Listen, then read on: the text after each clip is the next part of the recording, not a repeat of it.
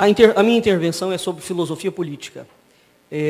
O título da minha intervenção foi baseado numa palestra do mesmo gênero, de um texto do mesmo gênero, do historiador paulista brasileiro, Dr.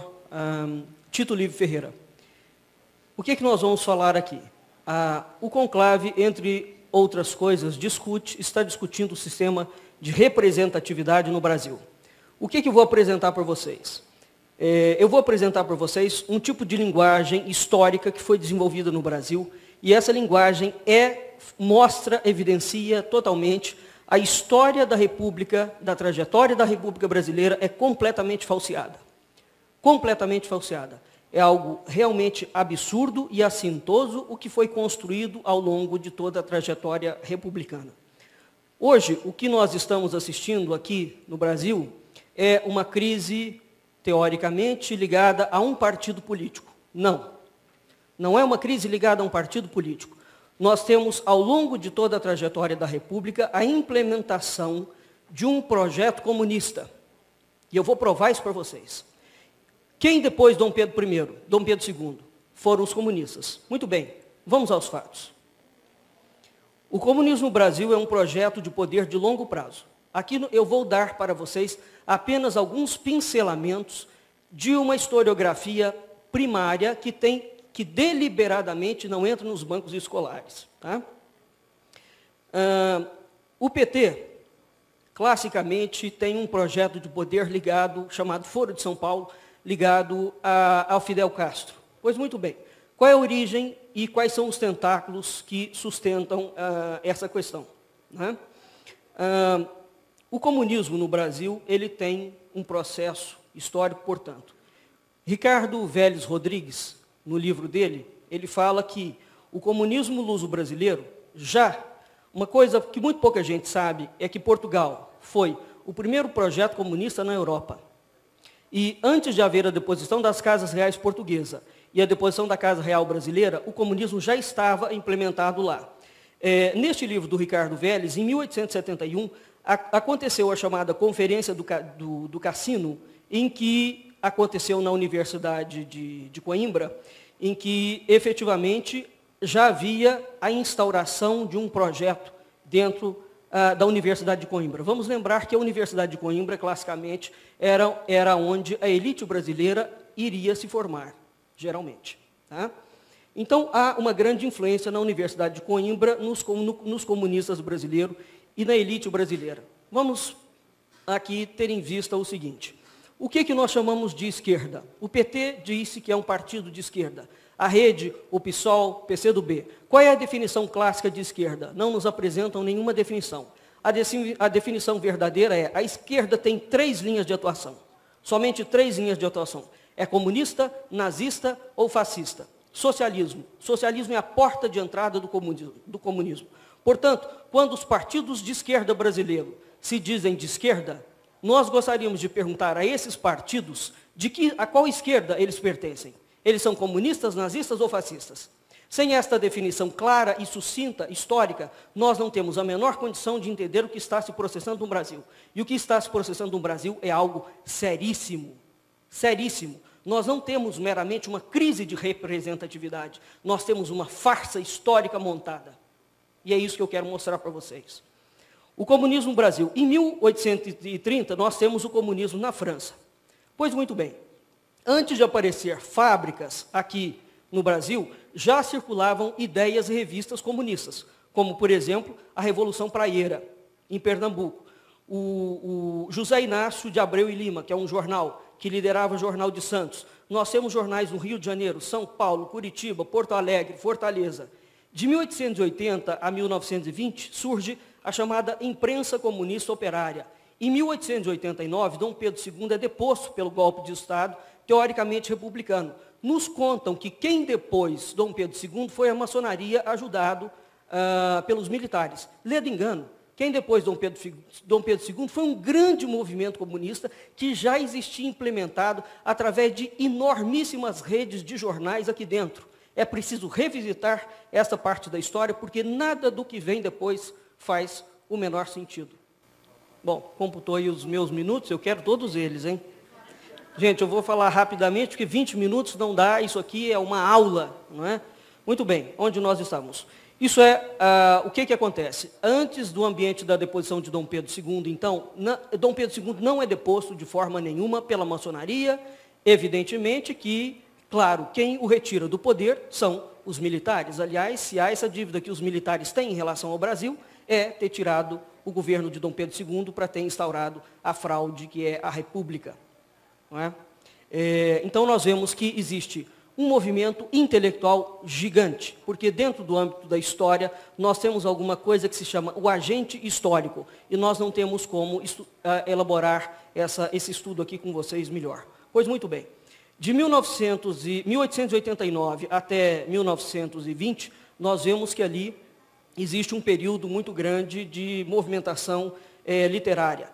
Quando é que o comunismo, teoricamente, se instala na Rússia? Vejam vocês que é 1917. Se o comunismo se instala na Rússia em 1917, como é que nós já temos comunismo no Brasil e como é que nós já temos comunismo em Portugal? Com este nome, comunismo, antes do final, no início do século XIX. Então existe um gap histórico aqui que os livros de história passam absolutamente batidos. Tá? Em 1919, veja, Rússia, 1917. Em 1919, nós temos a União Maximalista em Porto Alegre.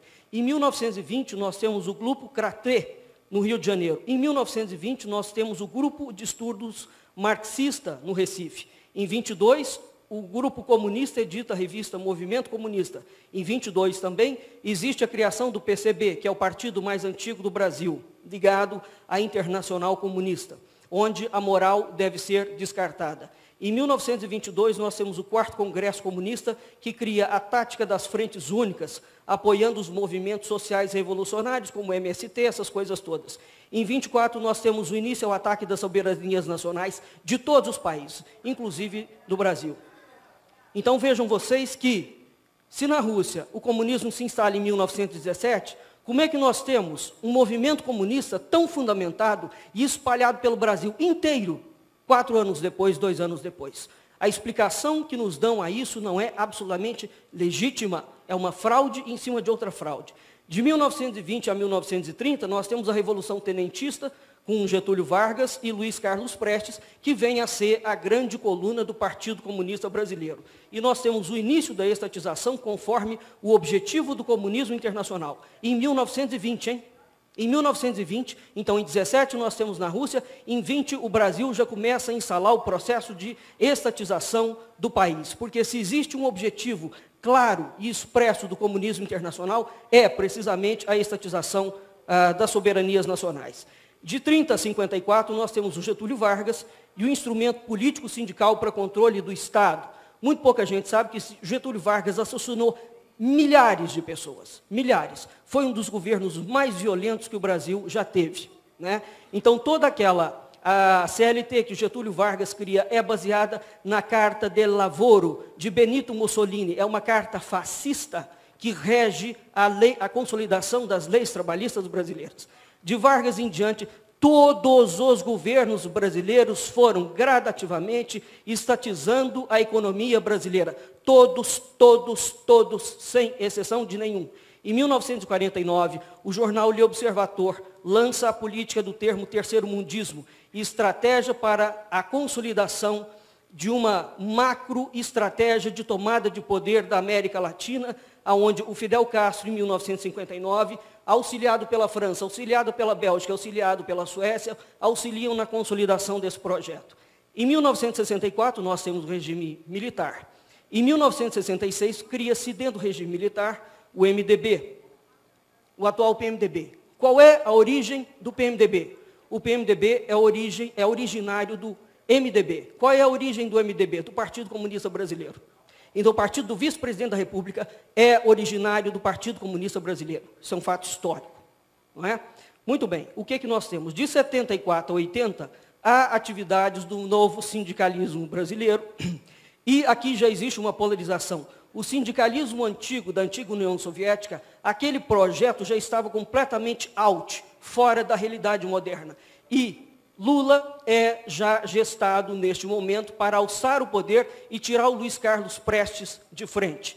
Em 1975, nós temos o Fernando Henrique Cardoso, financiado pela Fundação Ford, que é, nos Estados Unidos, a fundação que financia os movimentos comunistas internacionais, através da SEBRAP, com o financiamento da Fundação Ford. Ele, juntamente com Ulisses Guimarães, elaboram o Estatuto do MDB e do Partido Comunista Brasileiro. E aí, Fernando Henrique Cardoso determina que, a partir daquele momento, passa a existir a Revolução Cultural Marxista, integrante da política brasileira. Então vejam vocês que nós estamos em pleno regime militar. Pois muito bem. De 85 a 1988, nós temos o que os militares combateram e o que os militares não combateram. Via de regra, a Frente Comunista age em duas frentes. Frente de guerrilha urbana e frente de marxismo cultural. A frente de marxismo cultural passa a ser definida a partir da década de 40. Os militares brasileiros combateram a frente de guerrilha urbana. Os militares não combateram a frente de marxismo cultural. O cérebro da instauração do marxismo cultural no Brasil chama-se Fernando Henrique Cardoso. Muito bem. Aqui nós temos, então, Fernando Henrique Cardoso elabora um projeto comunista para o Brasil e a América Latina. Lula, Fidel Castro e o Foro de São Paulo, e cria-se, a partir disso, sim, uma farsa democrática da nova república. Por quê que é uma farsa democrática? Ora, evidentemente, o regime militar, durante todo o tempo, falou que estava combatendo comunistas.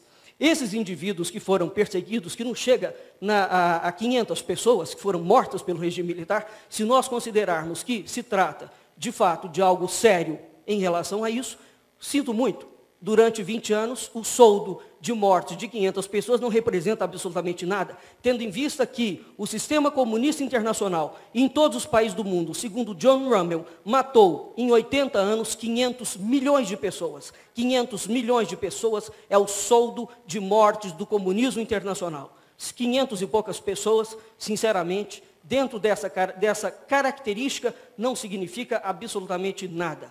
Pois muito bem. Mas o que vai acontecer aqui? Os comunistas que teoricamente foram perseguidos pelo regime militar, quando eles voltam com a redemocratização, evidentemente que eles não vão falar que voltam como comunistas. É óbvio, eles vão falar que voltam como democratas. Né? E, a partir dessa farsa, alguma outra coisa é montada. Pois muito bem. O PT é criado em 1980, no contexto da reforma partidária do regime militar, onde a estratégia do general Golbery do Couto e Silva, que é a estratégia do plano mestre, que é uma palestra que ele dá na Escola Superior de Guerra, do plano dividir para reinar, traça-se naquele momento a estratégia de criação do PT para fazer frente ao PCdoB. E o Golbery achava que daria conta de controlar o PT. Não deu.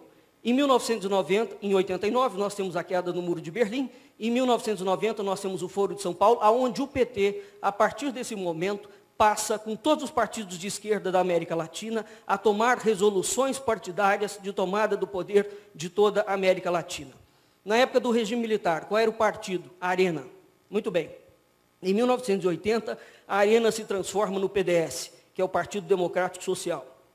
O PDS é extinto em 93, e ele se funde com o PDC para criar o PPR, que era o Partido Progressista Reformador.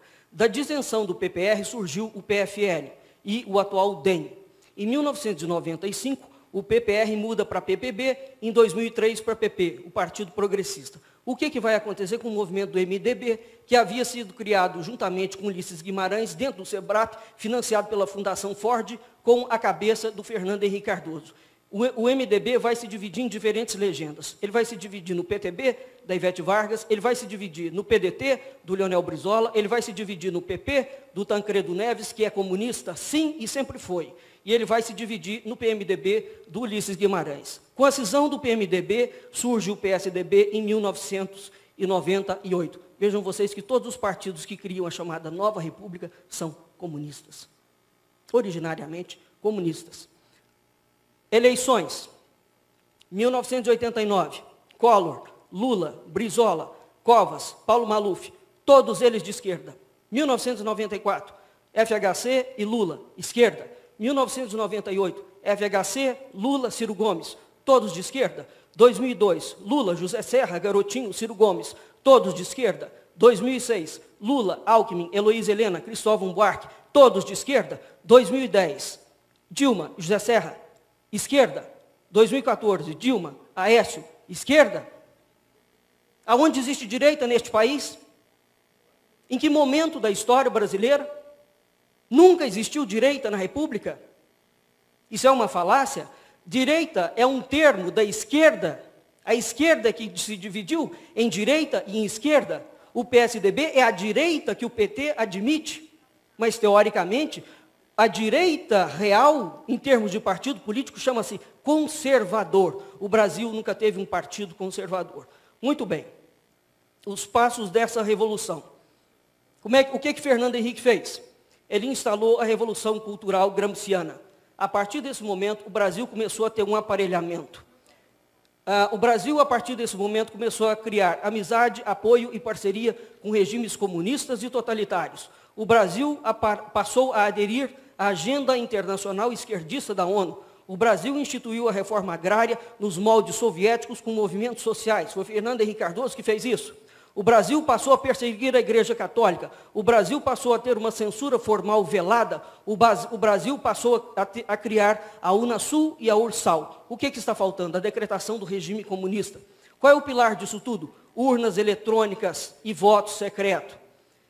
O que nós queremos? A cassação do registro do PT e de todos os partidos ligados ao Foro de São Paulo. A anulação das eleições de 2014 por fraude. Dilma Rousseff ocupa o cargo ilegalmente desde 2014, se for verdade. O voto impresso, uma reforma partidária com voto distrital. Recall para políticos e juízes, como existe em qualquer país sério do mundo. Fim da subordinação do STF ao Executivo e carreira limitada de 5 anos. Algumas medidas nós temos que tomar, evidentemente. E cumprimento do parágrafo único da Constituição Federal, de que todo poder emana do povo. Dado que a República é uma fraude, nós precisamos, de fato, de refundá-la. Este é o quadro que nós temos histórico. Vejam vocês que 1989, 1945, com Getúlio Vargas, 1998. O que vai acontecer na primeira parte do triângulo? Vai acontecer toda a estratégia de aparelhamento do Estado. Gradativamente. Isso afunila, chega um ponto, é a Constituição de 1988.